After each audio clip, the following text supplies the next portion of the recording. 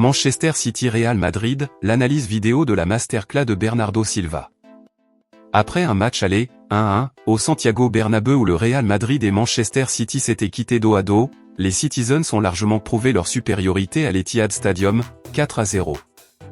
Dominateurs du début à la fin, les hommes de Guardiola ont validé avec la manière leur ticket pour la finale de la Ligue des Champions où l'Inter Milan les attend déjà. Le leader de Premier League peut rêver à nouveau d'une première Ligue des Champions. Rendez-vous le 10 juin à Istanbul. La masterclass de Bernardo Silva en vidéo. À l'image de sa prestation transcendante contre le Real Madrid, mercredi en Ligue des Champions, Bernardo Silva enchante cette saison.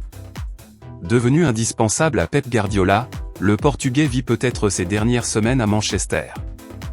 Le récital de Bernardo Silva face au Real, dernière pierre d'une saison exquise. À l'image de sa prestation transcendante contre le Real Madrid, mercredi en Ligue des Champions, Bernardo Silva enchante cette saison. Devenu indispensable à Pep Guardiola, le Portugais vit peut-être ses dernières semaines à Manchester.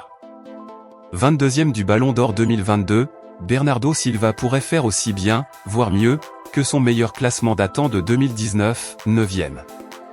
Surtout si Manchester City, le 10 juin prochain, décroche la toute première Ligue des Champions de son histoire.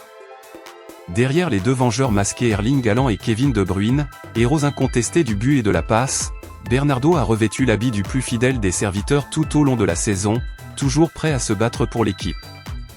Sa dernière prestation majuscule sur la pelouse de l'Etihad, ponctuée de 2 buts mercredi soir pour faire tomber le grand Real Madrid, n'est qu'une preuve de plus que le petit Portugais est devenu immense. Guardiola, son fan numéro 1. Constamment glorifié par Pep Guardiola, il est spécial, je l'aime, c'est aussi simple que ça, l'un des meilleurs joueurs que j'ai entraîné dans ma vie, dans les matchs décisifs, il est toujours là, l'ancien monégasque est l'un des premiers non couchés par son entraîneur au moment de penser la plus grande équipe européenne de cette saison.